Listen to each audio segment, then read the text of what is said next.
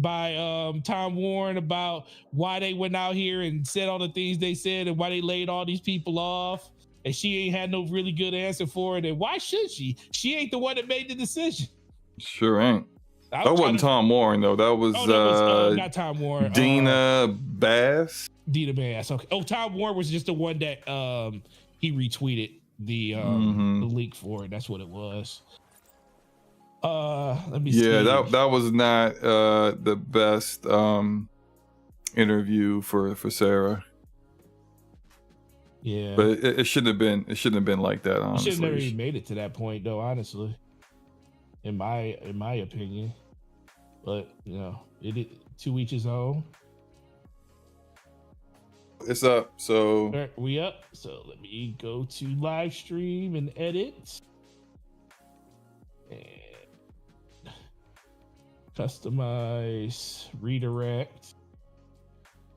And there it is. DPS. Save. All right, guys. We're transitioning over. Did you want to put the stuff in the chat real quick before I do it? Yes. Wait a minute, John Wolf. The way you was talking, you had me thinking you had a 4090. You only got a 4080. Oh man. Nothing wrong with a 4080. That's an excellent card. That's what you have, isn't it? I have a 4080 Super, but it's the same card basically. Yeah, same card basically. You actually got off cheaper. Yep. All right, we're moving over.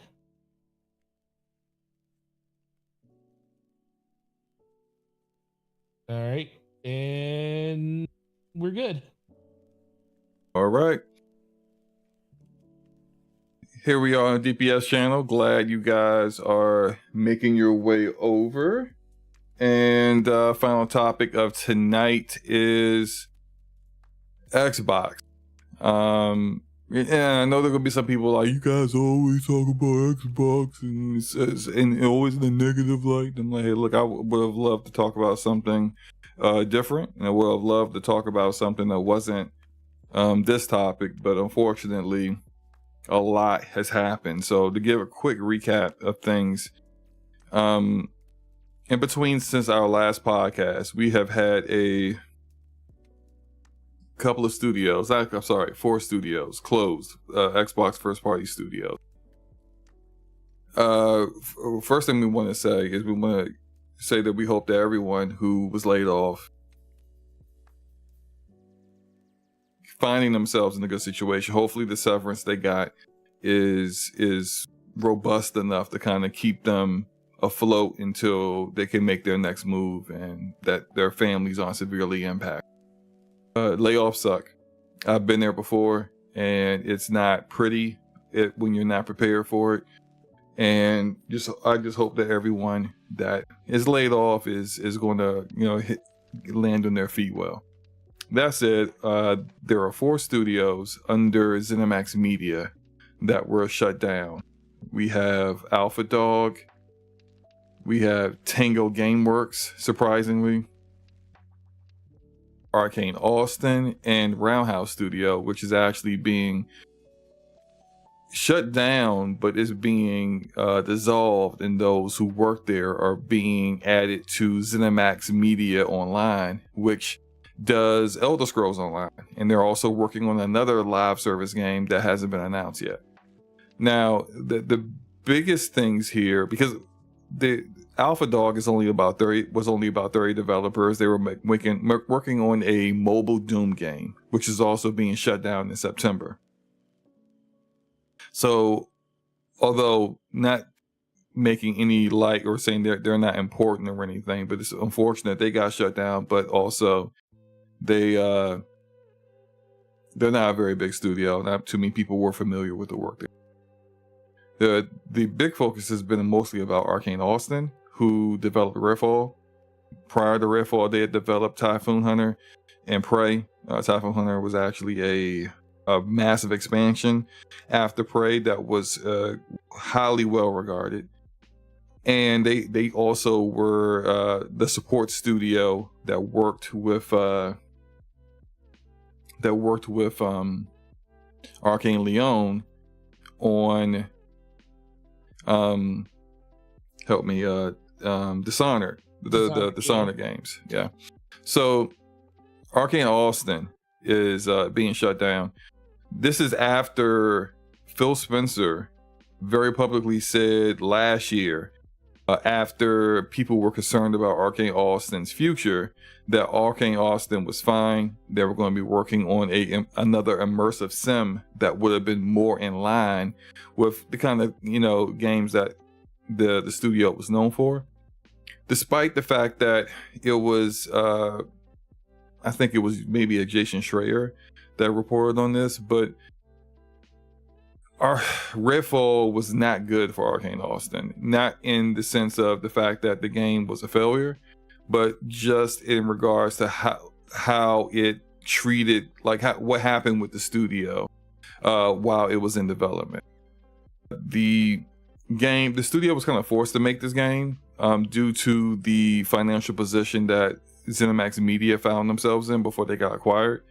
It wasn't in their wheelhouse. They, like I said before, Arcane was well known for immersive sims, and we kind of talked about this before when it came to Rocksteady and WB Games about making games that you really don't have the skill set for. Arcane Austin didn't have the skill set for a shooter in this sense, and definitely not a looter shooter. They weren't really familiar with how to make this kind of game, and it kind of showed in a lot of different ways. The 70% of the developers that were there when they made Prey were gone by the time they made it to the end of development for Redfall.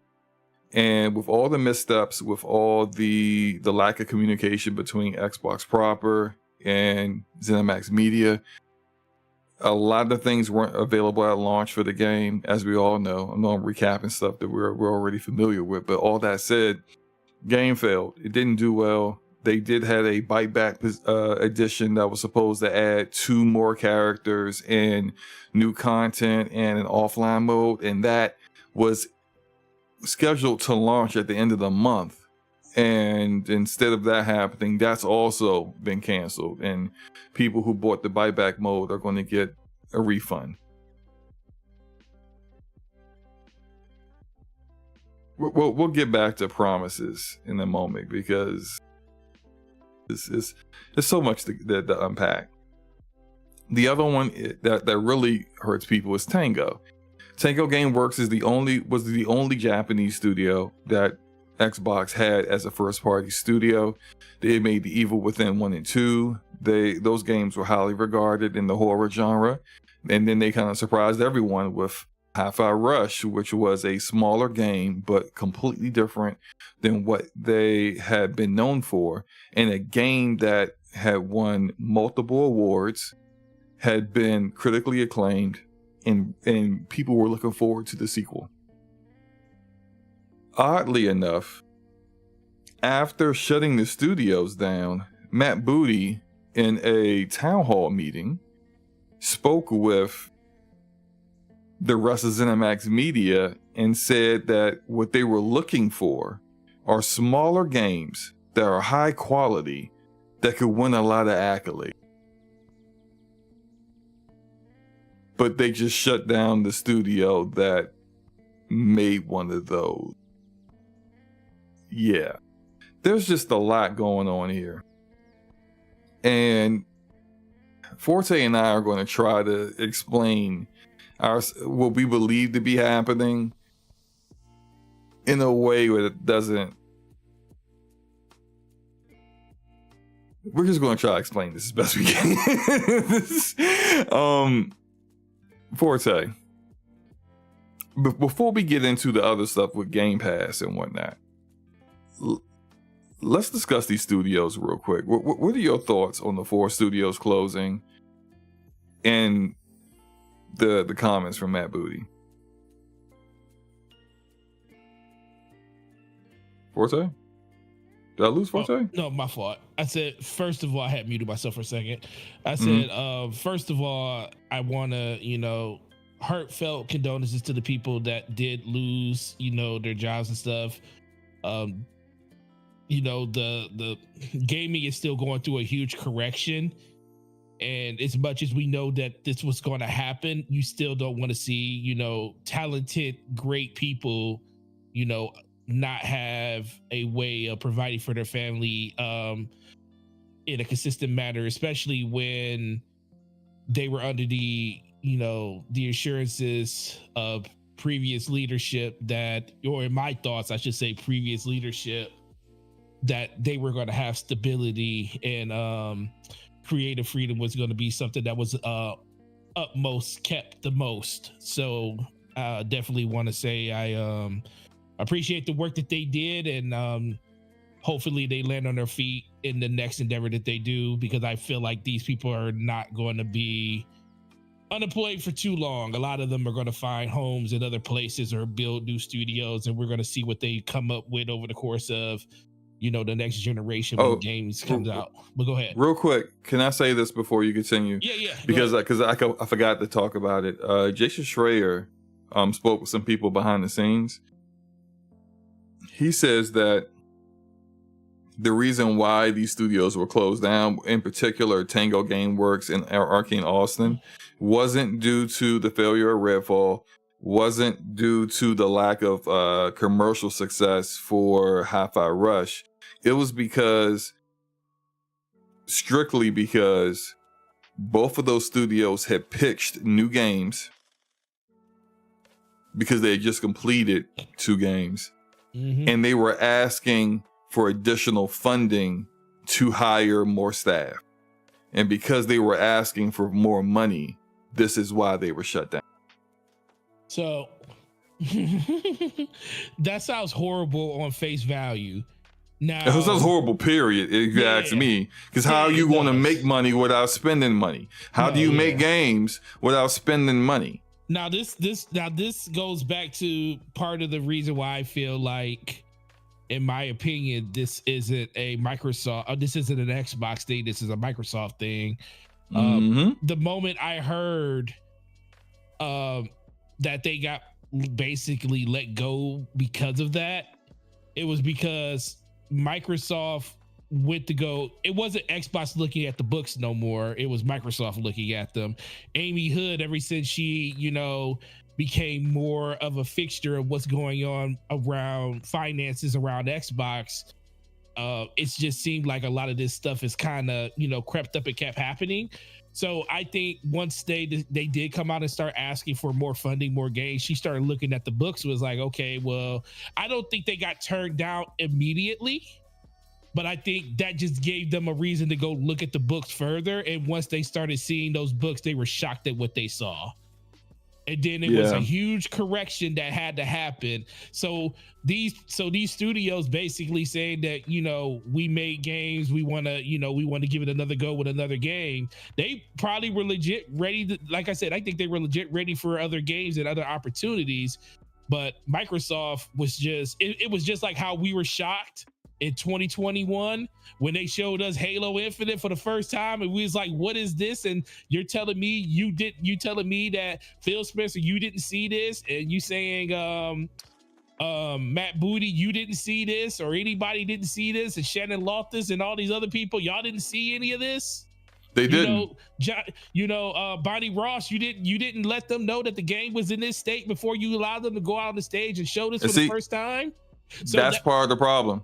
And that's what I'm thinking. So now, and this is once again Microsoft, allowing Xbox, I feel like, to be, this truly lets me know that Xbox has truly been autonomous inside of Microsoft. Microsoft was just flipping a bill. They saw them as a line item on a P&L that wasn't using as much money, because guess what? Look, everybody has family members or people in their family that steals from them or something like that, especially if you got a lot of money. You never know really how much money is probably being taken from you until you really go start looking at your financials and you start noticing hey, who went to the ATM and took $25 out this day, and then literally the next day did 50, and then it's literally the same ATM. Who's going to this ATM taking all this money out? And then all of a sudden you find out that, oh man, somebody's been using my card for the last 3 months, taking money out of an account and not really telling me what's going on. And Xbox literally spending all this money all these developers cost money, and granted, like, and it's not the developers' fault that cost of living, cost of development, cost of everything has went through the roof. You know, people are being paid astronomically more money than they were getting paid before 2020 when it comes to like annual rates and wages and stuff. And people deserve that money because they put the hard work in to get it. But now we're going through this correction. Xbox and Microsoft are at odds with each other, and Microsoft's looking at these books like the money is due. Where's the money? And that's why you're seeing these, in my opinion, that's why you're seeing these cuts. You're seeing these cuts because Microsoft says, we got to get a handle on this. Our shareholders, right now, I don't even know if the shareholders really, truly know how bad of a state the Xbox brand is. And you already know how a lot of the shareholders before this generation, going through half of last generation, felt about Xbox in general. They didn't even think Xbox should be a part of Microsoft. So can you imagine if they come out and tell them, because, you know, up until recently, Xbox was a line item with Azura and all of their other service businesses. It wasn't separated until recently because what? They acquired ABK. And now you can't hide no more. And you can't hide it no more now. So now they have to be accountable for every dime that Microsoft spends. So guess what? Tango Gameworks, you want to make a new game? Okay, let's see what the books look like. Holy crap, why are we paying these people so much money for the little bit of effort that we're, well, I ain't gonna say effort, but the amount of money that they're bringing back in? Arcane Austin, how much? Oh, well, your last game didn't do as well, but why are we paying these people this much money for the output that we're getting? And where is Phil Spencer when it comes to, like, you know, shouldering the load for this? And what Matt Booty hasn't been telling us exactly what's going on, you know, head of game studios and stuff like that. So there's a lot of different ways that this can kind of go. I've been rambling about it. I mean, ultimately, Slow-Mo, what do you really truly think is the direction that Microsoft is taking? Is a driven thing? It's not Microsoft. I mean, sorry, it's not Xbox anymore. It's Microsoft Gaming. Yeah, that's where, and the reason why I say that is because I don't think these decisions are being made by Phil Spencer anymore. Nope, I don't either. Phil Spencer brought these studios in with the promise of creative freedom to kind of make the kind of games you want to make. And some of these studios have never had a game that has been a moderately commercial success. I mean, you look at that Double Fine. Double Fine makes unique, quirky games. And those games get, like, Psychonauts 2 was nominated for Game of the Year. But that's not the kind of game that's going to sell 10 million copies. Right. You know, Ninja Theory makes unique content. Their games aren't going to sell 10 million copies. You knew that when you brought them in. So why or now is it seems like this, like if you let's take the Jason Schreier report. Let's look at the rationale that Jason Schreier was told on the reason why Tango Gameworks, a well-known quality studio, and your only Japanese studio, when you claim you want to make inroads in Japan, you shut that studio down simply because they asked for more funding. That doesn't seem like a decision made by people who understand gaming. That seems like a decision made by people who are basically just business people, just numbers, just bean counting.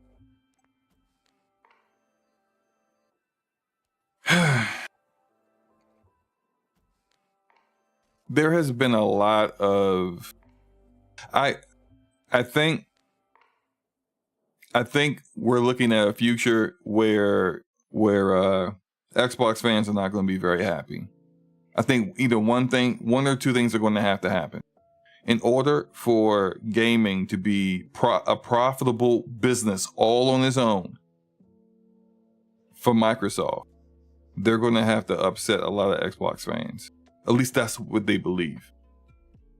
And the problem I think there is right now is that in my opinion, Phil Spencer is no longer in charge. He's in charge as far as like a face, but as far as who's actually running things, I think that's Satya Nadella. I think that's Amy Hood. I think that's Tim Stewart. And the reason why Phil is not in charge anymore, I believe, is because this man hitched his wagon to the Chihuahua. Matt Booty has done what? Being in charge of Xbox Game Studios. Some of those games are good. But I know for a fact they have missed milestones. I know for a fact those studios needed guidance and they weren't getting any. It's not speculation. It's what I've heard from actual developers. I know that for a fact. And all of that dysfunction and lack of leadership, what happened about that? This man got promoted to run ZeniMax and to run ABK. I believe that lack of the making the tough decisions to get rid of someone who clearly is not getting the job done is the reason why we are where we are right now. Because if you have great games, it doesn't matter how and which format that you deliver it, whether it's just like Nintendo, where it's just one piece of hardware, or whether you're using a subscription service like Game Pass, or whether you're doing like a timed exclusive kind of deal that we see right now where you stagger it, like from console to PC, like PlayStation, however you do it. If you have a high impact IP or game that can change things, it doesn't matter the way that you do it.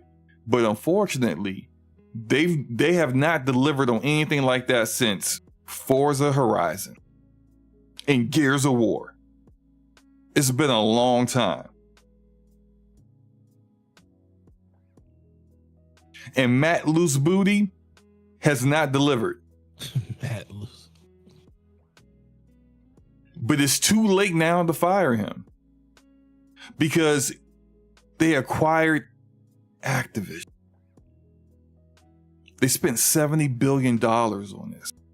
And now other people are in the room. And here's the unfortunate part. This is the part where I say this is not going to be good for Xbox gamers. Because it's going to be good for Microsoft gaming, but not Xbox. Because Xbox is not Microsoft gaming.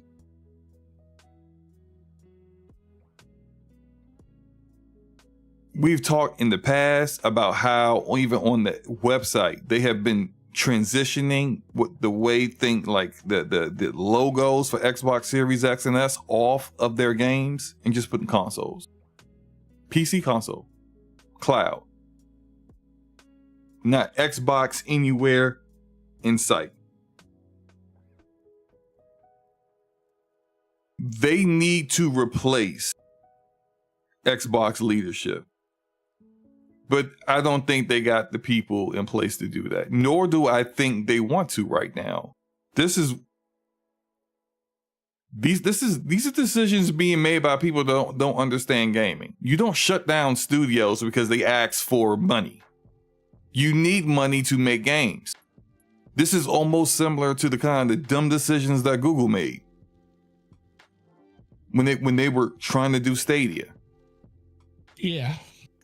This, where we're at right now, is we got Satya Nadella out here making business decisions on the gaming business, but while not understanding gaming. Not only is he not a gamer, he's not even really a gaming executive. Again, I'll say this because I've been saying this for weeks. Microsoft are the richest company in the world off of productivity, off of industries where their products are absolutely necessary, and you don't have the opportunity to say, well, what does the competition have? What competition? They ain't got none. They're the only game in town. most of the time. And I'm not saying just they're bad or anything at that. No, they're very good at what they do. But they don't understand entertainment. They don't understand that you need to keep studios like Tango Gameworks. Even though they don't make you the most money, they make you diverse. They give you a diverse portfolio because this is entertainment. If the only content that Netflix had was those weird like game shows that they do every now and then, that's not good enough to keep people. You need to have a Stranger Things here. You need to have some TV shows, some movies. You need to have diverse content because this is entertainment. You have an entertainment platform. Now everyone likes the same thing. When you dismiss the smaller games because they didn't make money or because the studio asked for more money and you look at the item sheet and it's just like, oh, you haven't earned enough to justify to ask for more money. We're going to shut you down. What are you doing?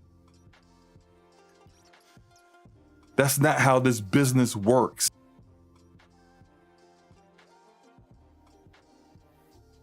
They don't understand those things. And the people that do understand these things have made too many mistakes to allow them any kind of credibility in these boardrooms. It's a wrap. So this is what I expect to see going forward. All the big pillars of Xbox first party, multi-platform.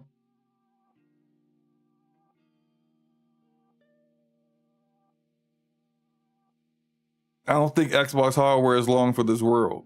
Because look, everything that they've promised, you're seeing them not fulfill it. They promised those studios creative freedom. You don't have to worry about keeping the lights on. Well, not anymore. There's a rumor out there that Call of Duty won't be day and date in Game Pass. What was the promise to the Xbox gamer?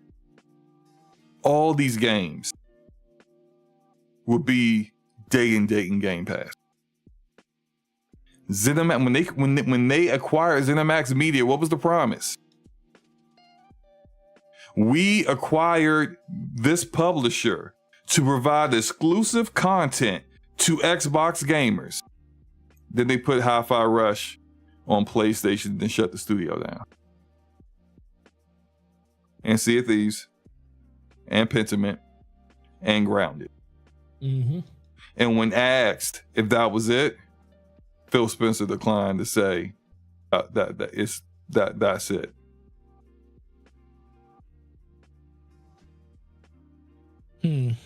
Game Pass subscriptions are flat. And I want to shout out Jeff Grubb for a comment he said earlier today, and it makes 1000% sense. Game Pass subscriptions aren't growing because Xbox hardware ain't growing. Why is Xbox hardware not growing, Slow-Mo? Xbox hardware is not growing because they ain't got the games. Why else? They don't market Xbox. And they told everybody for the last 3 to 4 years you don't need an Xbox. Yep. I don't understand how you can sell something if you're telling people you don't have to have it. I understand the whole. You know what? Hold on, because I'm now about it. Because let's talk about the marketing for a moment. And look, it's been dog water for a while now. Look, and some of those people, nice people. So when I say this, I'm not saying it's not a slight against you personally. If anyone is listening for Xbox that works in marketing, but it has been abysmal. I know their budgets got slashed significantly. So I know there's only so much you can work with. Richest company in the world want to be dirt cheap on marketing. Okay. Before Tay, how much does a tweet cost? Tweets are free, sir. It just Free. It's time. That's it. Free 99. Free 99. Don't have to pay for any individual characters or pictures you upload. So how is it that the PlayStation Twitter account for a game they don't even own, Stellar Blade, a second party game that's exclusive to their platform, can tweet every single day in the month of April before that game came out? Not just the JPEG and saying, hey, this game is coming out on this date. Yes, I'm talking about that Xbox tweet. That was stupid. That was terrible. Yeah. Every single day for the month of April, they had a tweet and blog entry about Stellar Blade and things that you could learn about Stellar Blade that may entice you to go get that game. Mm-hmm. Why do they do that every single day? Probably because it's free. Forte, you know how many times the Xbox Twitter account tweeted about Hellblade 2? A first party game? Wow, sir. I believe today's tweet was the fourth one. Fifth one. Oh, today's tweet was the fifth one. Okay. Five times this year. How many times have they used that same picture though, Slow-Mo?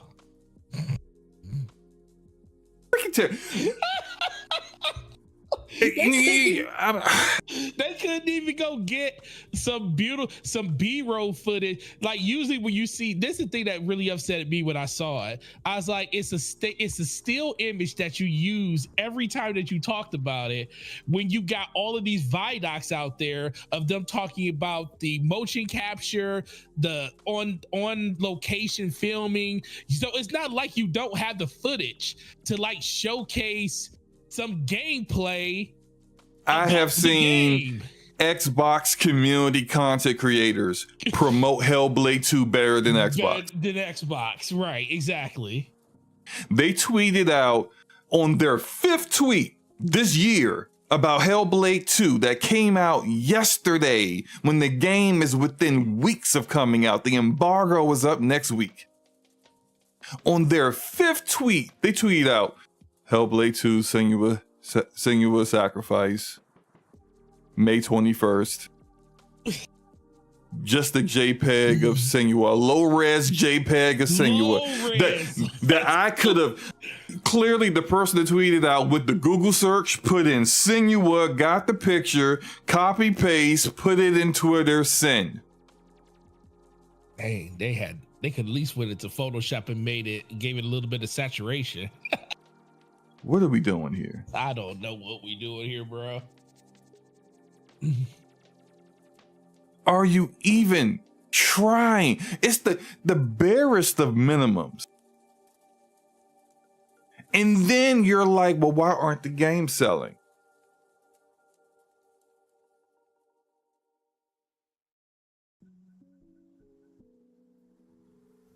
I was about to say something that I can't say. Forte. I was about to say something. Yeah, please don't. We can't get in trouble here. We already don't have Matt Booty coming to the show.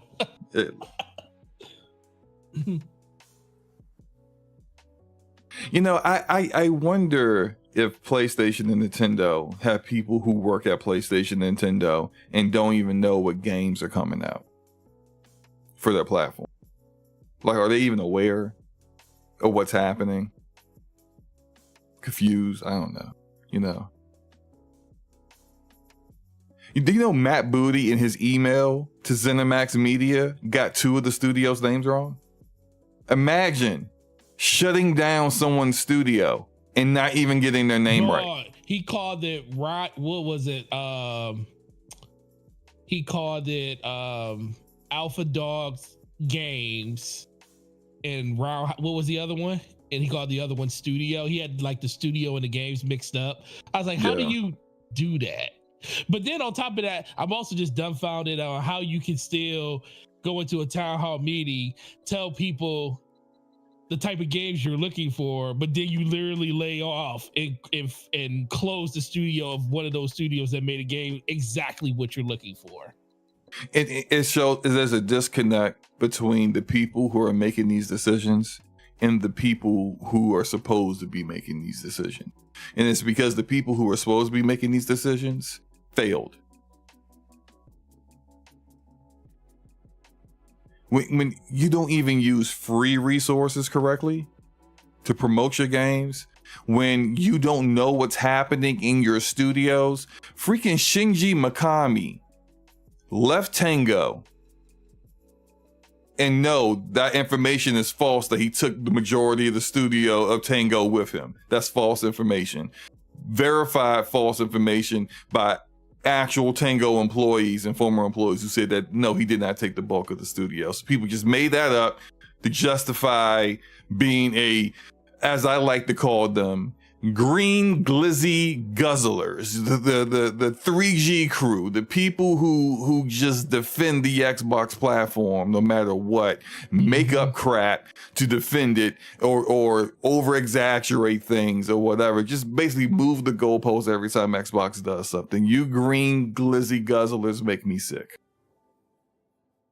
So that was false information. Shinji Mikami left. They didn't know he was leaving. How is the biggest the developer in a studio you don't know is planning on leaving?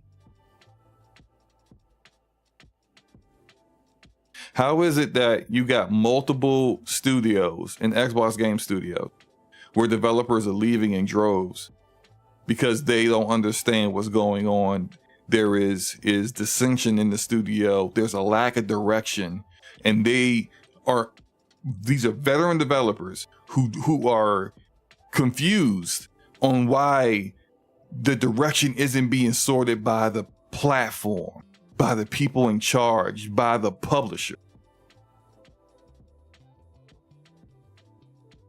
Multiple developers from multiple studios. Undead Labs, The Initiative. It's like a broken record.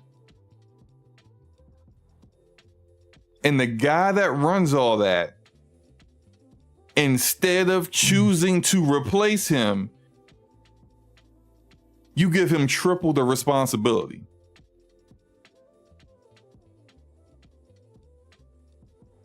It's not rocket science. Mm. And again, look, I make jokes and I call him Matt Loose Booty. I call him a Chihuahua. I don't know. He might be a really great guy. So I'm sorry if he ever hears this and he's offended. Mm-hmm. That said, I don't even think he could say, I've done a good job here. And if you haven't done a good, you gotta go, man. You have to replace people who aren't producing with people who will get the job done, because what ends up happening is what we have here, where other people are losing their jobs for poor decision making at the top. He's not the only game in town. There are people out there. Freaking Don Mustard left Epic. Yeah. The guy that has delivered everywhere he's been, which is just epic. But he's the guy that turned Fortnite around. Now that's the biggest game in the freaking world. This guy's a free agent. You're Microsoft, the richest company in the world. Give him everything he wants. Yeah. Money, booze, hookers, whatever. I don't care. Give him everything. Give him an island. Get that guy in there to work his magic with what you have and your resources that you used to have. Now you ain't got none because they didn't close the checkbook on you. But that would have been like, what are you doing? And at this point now, I don't expect anything but,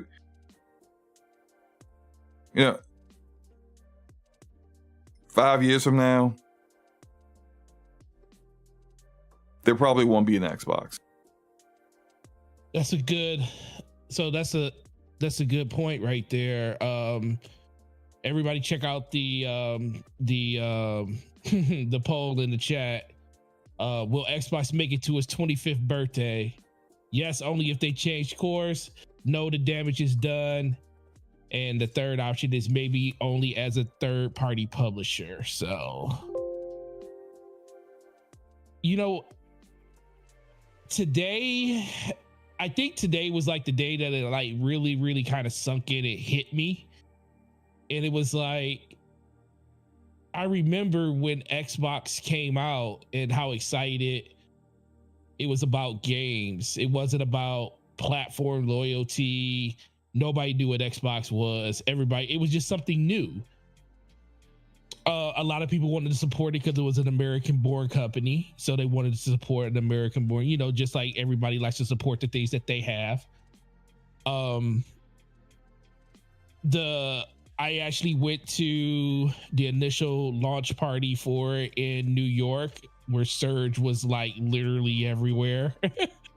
And got a chance to meet Major Nelson that day and a whole bunch of other people, and that was an experience. And then, you know, fast forward through all of the amazing experiences we had with Xbox, you know, from Xbox Live being forward thinking, putting the Ethernet port on the back of the original Xbox, and, you know, putting, you know, having the built-in hard drive with the 360, and, you know, Peter Moore walking into Steve Ballmer's office saying, we need to do this, or this company, this thing that we built called Xbox will die, with the red ring of death, and Microsoft putting $2.5 billion on the line to make it right for Xbox can survive. Xbox has been on death's doornail so much over the course of the last generation and a half. It's been no secret that a lot of the shareholders and a lot of the higher ups on the board of Microsoft really, they don't understand gaming, but they also just didn't know why it was a part of it. Why was it eating up so much money? It's always been about the revenue about with Microsoft. And the funny thing is, it's very interesting because that's all this community talked about was revenue. They talked about how Microsoft revenue this, revenue that, games, you know, it was never about the games they were releasing. You know, Microsoft is one of the richest companies in the world. They cleared 51% revenue over the course of last year. And, you know, there's nothing wrong with spouting those numbers and stuff, because those numbers did happen. But it was never about the things that mattered the most that we grew up loving, which was games. It was always about the things that Microsoft did or Xbox did to try to cover up the shortcomings, you know, not even talking about sales numbers and figures anymore. And kind of just having this blind approach to what gaming is. And now we're at a precipice where you're looking at like Xbox may not even be a thing anymore in the next 2 to 3 years. It's only going to be it's only going to be a thing in publishing only, because I do feel like the IP or the name Xbox is still too big for them to let go, especially with Microsoft, you know, you putting this much money into it. They're not going to just be done with it. It does still help them in massive amounts of ways to you know, boost their other, you know, clients and services and stuff that they have. It gives them an inroad to mobile gaming. It also gives them it gives them the stability to show off how the Azure cloud network can definitely withstand like really, really heavy loads and stuff when it comes to like gaming loads, and they haven't even really cracked that surface yet. So it's just sad to see where we are when it comes to, you know, Xbox. You know, it all, you know, shits and giggles. I feel deflated. I've been deflated for a while. That's kind of why when it comes to like just playing on Xbox and playing games and stuff, I just kind of find other stuff to do, because sometimes you just look at you just think about it. It's like, where are we as gamers? You know, is it just me, or is it just that it's nothing to play? Or is it just that you feel like everything that you kind of look forward to is always met with like disappointment?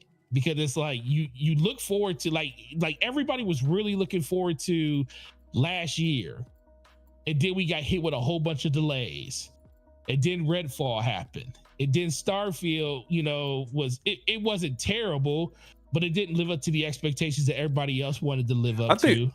Starfield's a good game. It's a good game, but it wasn't. Yeah, it didn't live up to all the expectations. It didn't live up to the expectations that people wanted to live up to. But that's the thing, though.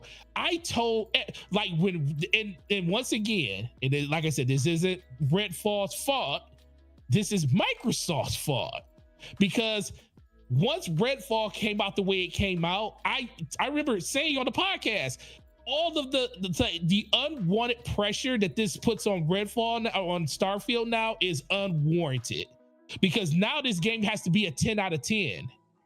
And guess what? If it's not even close to a 10 out of 10, everybody's going to be like, well, what's going on with Microsoft? You know, the biggest game that Todd Howard made, or the next big game for Todd Howard, you know, didn't live up to expectations. And then you start having all the situations with the ABK deal. Then you find out about Pete Hines and being, you know, we already knew he was disgruntled about the situation about his games being, you know, exclusive and Call of Duty games not being exclusive. Then you find out he's let go and he's walked out the door because of stuff like that, or he magically retired. Who really knows exactly what happened there? And then all the stuff that happened at Blizzard, with Mike Ibarra being laid off, with the 1,900 people from Activision Blizzard. So there's just a lot of things that happened with Xbox over the course of the last six months. It's like, can we like breathe? It's like when you sit there, it's like when you sit there and you listen to Drake and Kendrick Lamar go back and forth, and you're like, yo, can we get a breath? Can Xbox give us a breath? Yeah, it just seems like there's just like another thing coming. And it's like the game, the COD with Game Pass stuff, you know, that they're stuck with that. Because clearly Game Pass isn't doing what they wanted it to do. But they made a promise to gamers that will put the first party games in their day and date. So what's Call of Duty now? It's a first party game. Yep. But if you want to not potentially sabotage your sales with that, and not potentially have what is like, you know, what's definitely keeping your revenues up, which is the ABK stuff, a lot of that's being like pushed by Call of Duty. Like, you kind of want to not put that in Game Pass, but you're stuck because you made a promise there, which is why I said, you know, earlier that Xbox gamers are going to be pretty upset. Because there's going to be more promises that were made that are going to get broken. Now, maybe the next Call of Duty, like the Black Ops one, maybe that does go into Game Pass day and date. We'll see. But I don't think, with the way that promises keep getting broken and things they keep saying, you know, 2 years later they go back on what they said. I don't think you can bank on that for forever. No, you can't. I mean, this is something else. But now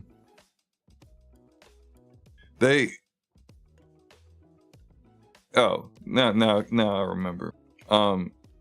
Microsoft Gaming isn't going anywhere. So when we talk about Xbox, I really kind of feel, and some people may disagree with me about this, but that's fine. I feel like the brand of Xbox is part of their problem too. I think they recognize that because they don't really say Xbox anymore. I saw a commercial that they had And they had, I think this guy's name is Claby or something like that. Like he's like one of the biggest TikTokers in the world, right? Mm-hmm. You know, all the Gen Zers love this guy. I don't know anything about it. I'm old, right? So this guy does a commercial, and and they keep showing the Xbox controller. He's got it on his little coffee table. He picks it up. He's pretending like he's playing a game. He puts it back down. I see his big TV. I see the controller multiple times. Guess what I don't see at all in this like 40-second to a minute ad spot? An actual Xbox. Not 1 millisecond of an actual Xbox console. When you are down every single quarter because your Xbox doesn't sell, why would you not? How much money did you spend to get this TikTok kid in here? And you tell me you can't have him pretend like he has an Xbox in the room? Right. I think there's an elephant in the room and we need to address it. Yeah, what's up? The Xbox brand is dead. It's not. Look, my son one day came home and he's like, "Dad, I want a PlayStation." And I said, "Really?" I was kind of shocked. I was like, "Okay, what you want a PlayStation for?" I just want a PlayStation. I'm like, "All right, but to play what? Because if I'm gonna get you a PlayStation, I need to get you some games with it, son." Right. He's He's like, "I want to play Fortnite." And I'm like,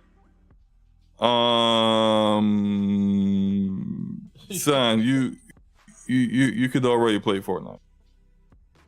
I know, but I want to play it on PlayStation. Why? Because my classmates have PlayStation. You can still play with them, son. But Dad, It's crossplay. I want a PlayStation, so I could say I got a PlayStation like my friends. Yes. Do. Yeah. That's all it comes down to. That's what it comes His down friends to. have PlayStations. He wants a PlayStation. He wants a PlayStation. Not a single kid in his class. I know this is anecdotal, but not a single kid in his class has an Xbox. At that time, he'd already given his Xbox to his little sister. Mm-hmm. He plays on PC. Xbox ain't cool. Now, back when we were younger, when everybody was playing Halo, remember the Halo 2 launch? Everybody waiting in line. Good times. Gears of War, chainsawing people. Crazy. No one had seen that before. Good times. Xbox 360, that was it. That was the system to have. Good times. Xbox ain't cool no more. And so when I say Xbox is going away, that ain't Microsoft gaming. I titled this video like this on purpose. Microsoft Gaming closes 4 studios. Not Xbox. Microsoft Gaming closes 4 studios. And then future of Xbox. Because Microsoft Gaming is not going anywhere. When you own Candy Crush, when you own Call of Duty, when you own Minecraft, you print money. You're good. You're not going nowhere. But you don't need an Xbox for any of that, as they keep telling you. When you put in your marketing, you don't need an Xbox. Who the hell says that? Who tells someone you don't need one of our products, the game? Please. Don't feel like you need to get an Xbox to play our game. Sarah Bond just did an interview that came out. And by the way, sick and tired of them putting this black woman in these situations. Mm-hmm. They screw up. Matt Booty is in charge of the studios. And you got Sarah Bond out here in a Bloomberg interview answering questions about that on things that she doesn't control. Shocker. No, not at all. But regardless, not only did she not handle that side of things, it's no surprise that she was completely unprepared to answer that question. Her answer, not good. Nothing. It was a nonsense, meaningless, throwaway PR statement. Mm-hmm. And I'm sure she wished she could get a do-over. But frankly, she should have never been in that position in the first place. Right. But even in that interview, if you watch the whole thing, and when she starts talking about games, she's repeating a lot of the things that we already heard Phil Spencer say. You don't need an Xbox. And if you're worried about your library, we're working on with our forward compatibility team about game preservation. So you can take your Xbox library everywhere you want to go. Why would she say that? Shouldn't you just get your Xbox library on your next Xbox? Like they've been doing? What does she really mean by that? Everywhere you want to go. If she meant the next Xbox, she would have just said, we're working on forward compatibility, making sure all the games that you've been playing on your current Xbox are going to be with you on your next Xbox, which is what Nintendo would say when they come out with this Switch and it's backwards compatible. Switch 2 is backwards compatible to the Switch. They're going to say, hey, your Switch games are coming with you to the next Switch. PlayStation 6, your PlayStation 5 games 4, 3, 2, 1 coming with you to the 6. Sarah Bond, anywhere you want to go.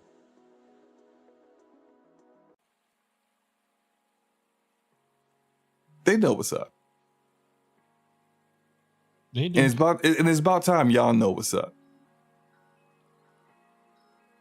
It's about Microsoft Gaming and whatever new name for whatever they want to do things in the future. But I think the brand of Xbox, they know it's toxic. It don't sell. And so they're trying to get away from it. I think they're trying to bottom it out.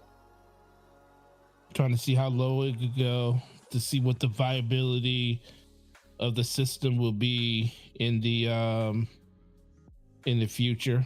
If they should continue to invest in hardware, how long they should invest in hardware.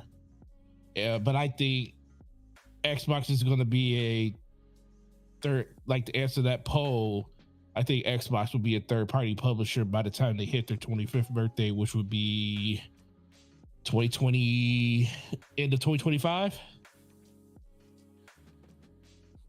So won't be that long. Just over a year. Yeah. Unfortunate, but yeah, I mean, that's where we are right now. But yeah, so 28% of people in the chat, 48 people say, yeah, there'll be a third-party publisher by the time it's all said and done. With that slow-mo, what I guess the last thing I'll ask is, what is there anything they can do to change the direction? Do you think Microsoft can do anything to change the direction of Xbox, or do you think it's pretty much too late to do anything? I would say hire someone like Don Mustard, like I mentioned before. Fire Matt Booty immediately. You're probably going to need to also change out Phil Spencer. I insinuated that in a video I did last year called "The Problem with Xbox." People got mad because I think there's a lot of hero worship for Phil because he has saved Xbox before. And if it wasn't for him, it wouldn't even be here right now. And all that's great and all, and I respect him for what he's done, but that doesn't give you a get out of jail free card for forever. Right. Like eventually you gotta be held accountable for what you're doing right now. And the acquisition of ABK has turned out to be for Microsoft gaming, great. Mm-hmm. For Xbox and for Xbox gamers, the ultimate mistake. And so if what I think they should do, hire someone who knows how to create games that resonate with gamers, that are high impact games that will get people into your platform, and then you actually promote your platform. And that might, if you're going to make it Game Pass, you need to actually market Game Pass, because there's still gamers out there that don't even know what the heck that is. That's true. If you want to sell games and not have it be Game Pass, you're going to have to remove that day and date. And I know that almost sounds like I said a bad word or blasphemy, or I disrespected your religion for some people, but like a new regime. What comes with a new regime is new ideas. And a new regime is going to come in and now say, like, I didn't make those promises. And they need a firmer hand on these studios. They need to stop missing milestones, stop missing deadlines, get these games out the door. And creative freedom is great. Yet also at the same time, how can I sell this? So it's like, it's a process of working with the developer to help them make something that's going to work, and yet at the same time be something that they feel like this is us. We did this. And it's not us being forced to make something that we don't want to make. Right. Because it's going to either be that, or you become a support studio for Call of Duty, or Fallout, or Elder Scrolls, or Halo. Because that's the future. That's the future. We talked about this with how Fortnite ended up becoming with Epic, and how EA is doing Battlefield, and how other big platforms are doing. If you aren't making games that are impactful or that are high quality, then you become a support studio or support the games that keep the lights on. So those are your options. Mm-hmm. But they need people to come in and make those kind of decisions, and not the bonehead decisions where you're not even thinking. You're just like, we're just going to shut down a studio because they asked for money. That's my idea. What do you think, man? Oh, I think you're right on. I think a lot of stuff needs to be. I think they need, it depends on how much they care about the platform side of it. Because like you said, I think Xbox, as of right now, that name really doesn't hold anything. I feel like if they want some type of, they want to reconcile anything with like gamers or anything, they probably just got to roll back a lot of the stuff that they implement. They have to show confidence in their hardware, in their platform. They have to use the games that they have to the advantage of bringing people to their ecosystem. That doesn't mean they can't put games on other platforms. I think they just need to show a willingness to say that long-term gains is better than short-term. So we need to build our own platform back up. Maybe do some Game Pass can still exist. They probably need to get rid of day and date, and they need to do like a platform like how EA does, where it shows up in EA Play 3 months to 6 months after release, depending on the game. And then if you still want to put your games on other platforms, probably same thing, 6 months to a year after release.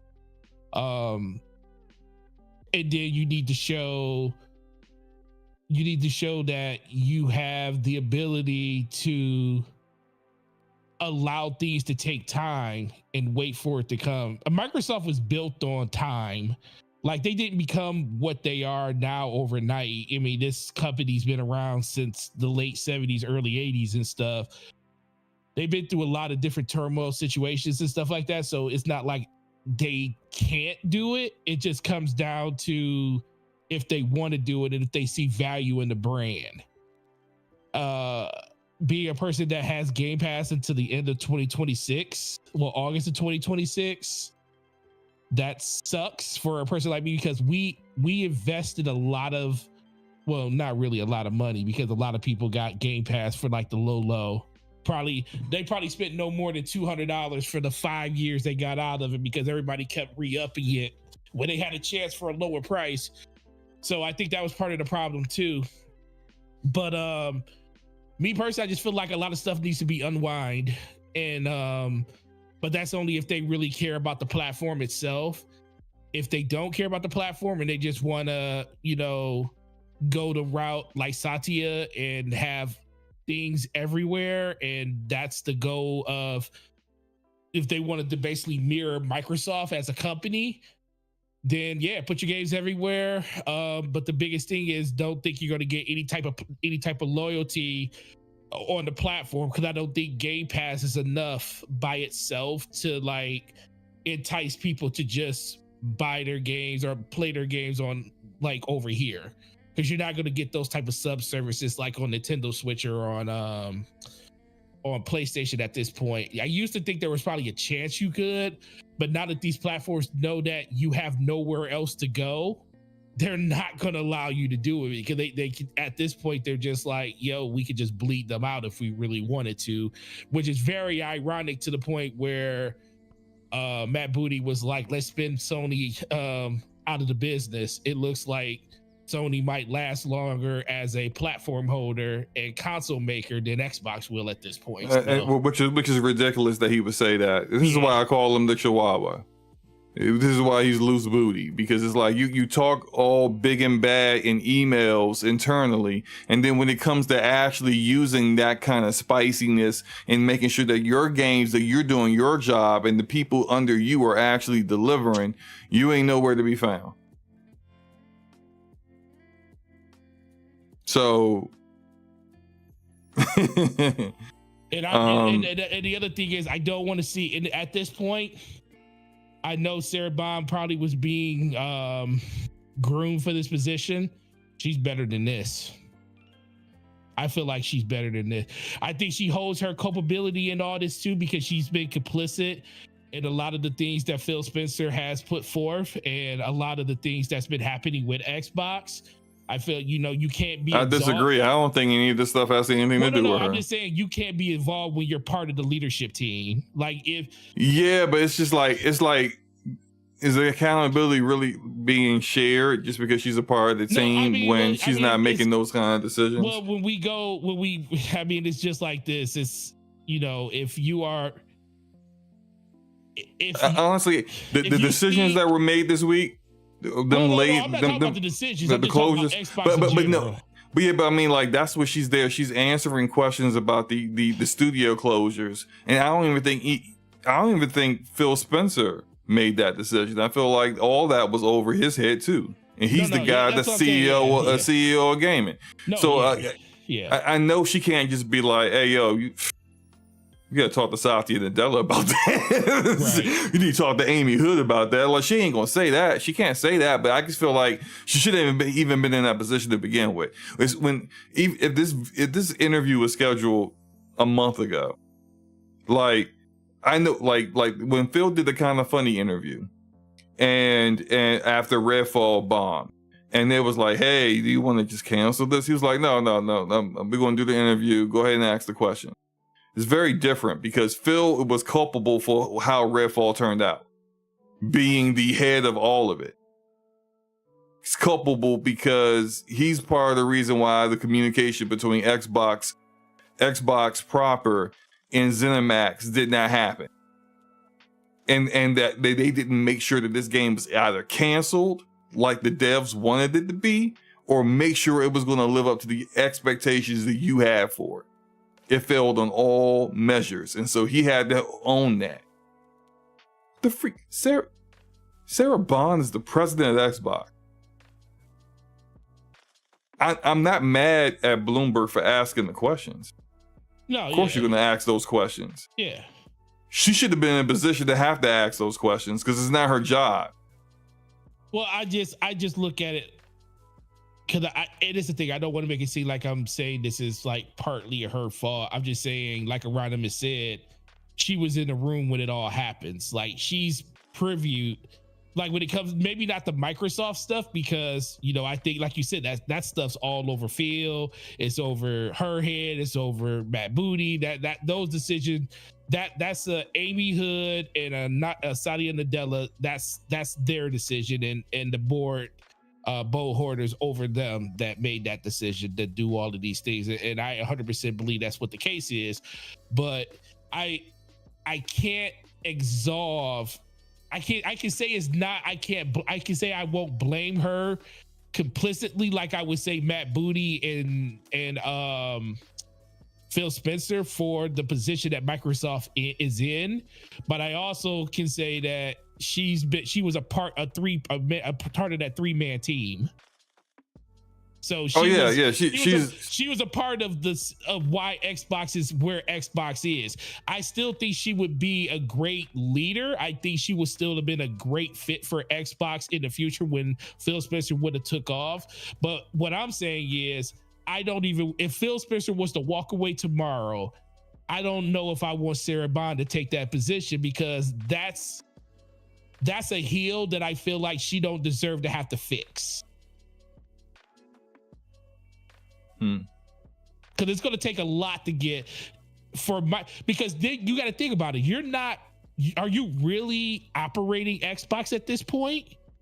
Or are you just a figurehead for any of them are operating? That's what I'm saying. They're just figureheads. Nobody that's there right now is really operating Xbox. They're figureheads. They're just people that they can just tell what they want to do because they understand the gaming business and get it done. But the people running Microsoft are the suits and the shareholders that make all the decisions for all the other corporations and other entities they have going on at Microsoft.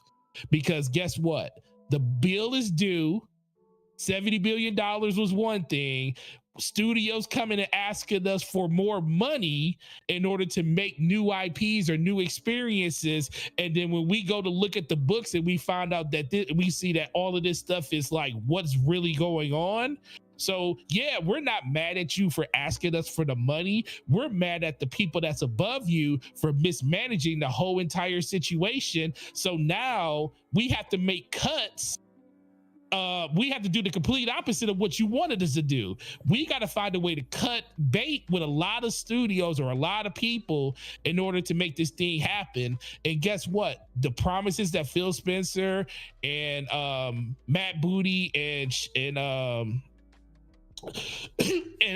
Sarah Bond made are pretty much not and void at this point. So you pretty much have to like be weary about every little thing that happens.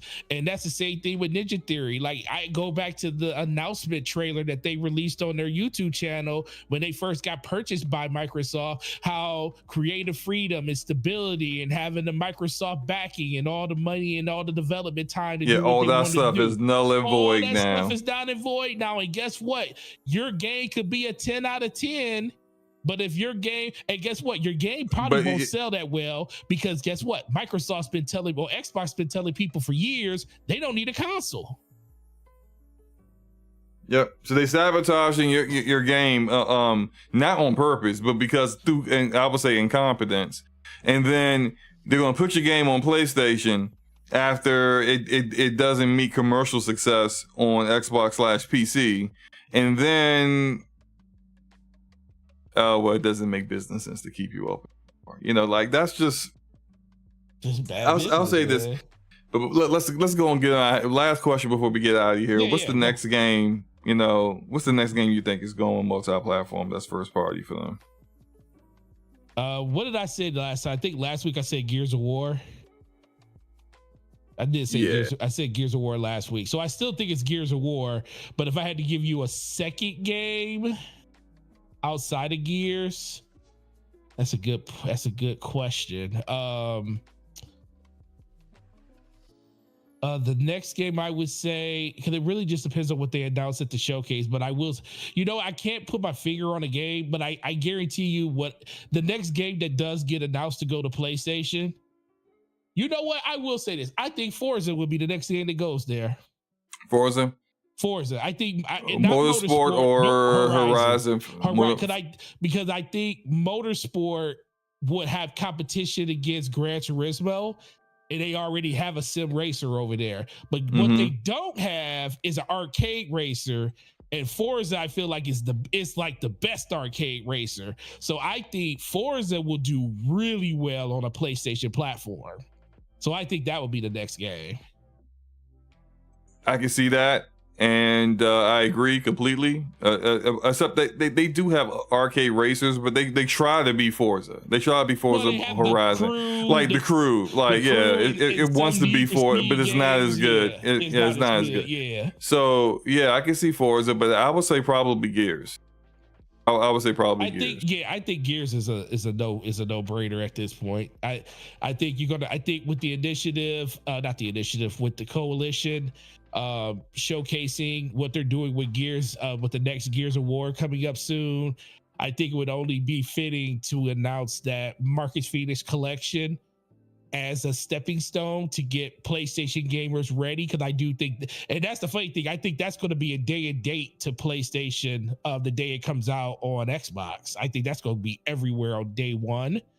And then I don't know what the timetable. I don't think the new Gears game will probably be day and date, but I think the whatever the Marcus Phoenix Selection game will be, I think that's going to be everywhere on the same day that it releases on Xbox. People will be livid. If they gave the same day, yeah, same day. I think they're going to be livid already because it's a pillar of Xbox, Gears, right? But then same day, oh my, you know what? Let it happen. I want to see the world burn. Oh, shout out to Brian East. He says bonus points if they include a VR mode. Can you imagine Xbox including a VR mode for a competing platform where they talked about they didn't want to make VR for their own console? That'd be wild. That'd be wild, but okay. All right, let's get out of here. Let's go. Appreciate everybody for coming through. We appreciate you guys for those getting a little late. Sorry, we started a little late as well, but glad we got everyone here from YouTube on both channels as well as Twitter. Appreciate you guys. Enjoy your weekend. Enjoy your games. We're going to get up out of here. Forte, go ahead and hit your outro. Yo, Gaming Forte everywhere. YouTube, Twitter, Xbox Live, PlayStation, Pokemon Go, all of these good places. Really appreciate everybody coming through and checking us out. It's going to be live on Slowmo's channel next week. Going to be a great time. So hopefully we don't have any other bad news to talk about when it comes to layoffs. We would like to talk about some really good games, and hopefully we can celebrate the upcoming release of Hellblade coming out, because a lot of people are really looking forward to that. When it comes to my channel members, we have MASH, Basement Radio Arcade Podcast, Texas, Corey Hale, your boy Roy, Donnell Brown, Ramon Terrell, Hargy Chinese, Slow-Mo Backslap, DJ Oris, and that guy Smitty. We appreciate you supporting in that way. And you guys have a great week and enjoy the games that you're playing. And thanks for hanging out with us so late. On my side of things, I have for the channel members, Stardust Acero, Leon Warfield, Dwayne Prestiged, Shadow the Ghost, Brian East, Basic Casual Gamer, K Asante, Legendary Yobi, Neil S, Texas, your boy Roy, Corey Hill, Donnell Brown, J387, Enrique, Hargy Shani, Ramon Terrell, Gaming Forte, and that guy Smitty. You know, enjoy your games, guys. Like this awesome Zenless Zone Zero game that's on every platform except Xbox, and I wonder why. Or maybe you guys already know why. But anyway, let's go on out of here. I'm being messy. Peace out, guys. Peace.